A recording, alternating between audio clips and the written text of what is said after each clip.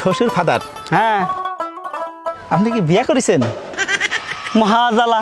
আরে বিয়া না গেলে তোরটা আসলো কই থেকে? কারে বিয়ে করেছেন? তোর শাউরি রে।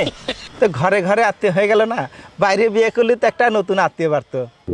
ওরে আল্লাহ রে, তুই চুপ কর চুপ কর।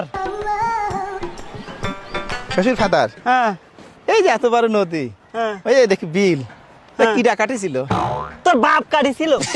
এত মাটি ফেলেছিল কেন? আমি খাইছিলাম রে, আমি খাইছিলাম। দাঁতে কিস কিস করে নাই বালু মাটি? ওরে আল্লাহ রে, তোর বাইরে আমি দাঁত ভাঙে দিব কই দিলাম। হ্যাঁ দাঁত ভেঙে ফেলালে আমি শ্বশুর বাড়ি যাই, এই গোস্ত চাবে খাবো কিরাম করি? ওরে আল্লাহ। শ্বশুর ফাদার কি হাসতেছেন? না না না, আমি কাশতেছি। আমি আসছি হাসতেছেন। এই ভিতরে আমার কাছে আমার মেয়ে বিয়ে দিয়ে আমি ছাই খাইছি ছাই। ছাই খাতে গেলেন কিসের জন্য? আমার কলি তো 2 বস্তা চাল পাঠায় দিতাম। তোর মাইরেই ফেলাবো কয়ে দিলাম। হ্যাঁ খালি আমারই দোষ না, আপনার মেয়ের যে খালি আমার কাছে টাকা চায়। কয় টাকা চাই?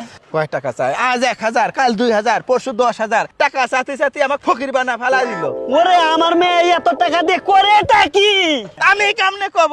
আমি কি কোনোদিন টাকা দিছি নাকি? শালাই তোরে জামাইরে যে কি করি আমি। হ্যাঁ? এই রে তোর আল্লাহ, তুমি আমারে উঠায় নাও।